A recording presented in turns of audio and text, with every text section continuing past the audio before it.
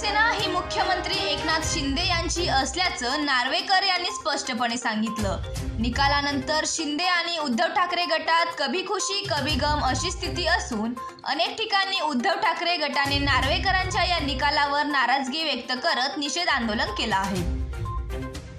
भडगाव तालुक्यात ठाकरे गटाच्या उपनेत्या वैशाली सूर्यवंशी यांच्या नेतृत्वात जोरदार आंदोलन करण्यात आलं। विधानसभा अध्यक्ष राहुल नार्वेकर यांना लोकशाहीचा खुनी म्हणत त्यांच्या प्रतिमेला चपलांचा मार दिला आहे।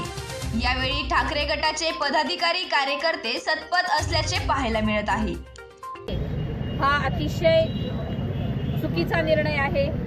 शिवसेना ही खरी उद्धव बाळासाहेब ठाकरे यांचीच आहे।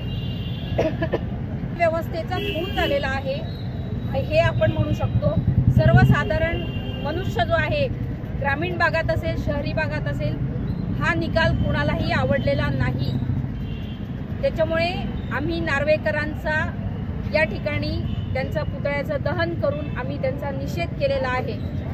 शिवसेना उद्धव बाळासाहेब ठाकरे यांचाच शेवटी विजय होणार आहे ही काळ्या दगडावरची रेष आहे।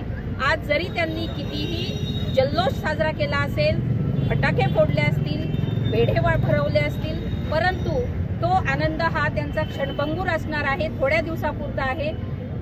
या येणाऱ्या तुम्ही आत्ता इलेक्शन लागू द्या किंवा ऑक्टोबरमध्ये लागू द्या, विजय हा महाविकास आघाडीचाच होणार आहे, उद्धव बाळासाहेब ठाकरेंचा होणार आहे।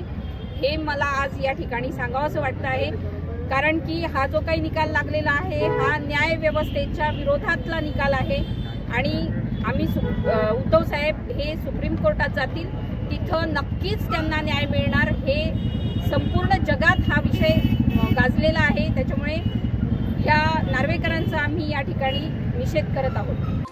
प्रतिनिधी शेख शकील, माझा महाराष्ट्र न्यूज, भडगाव।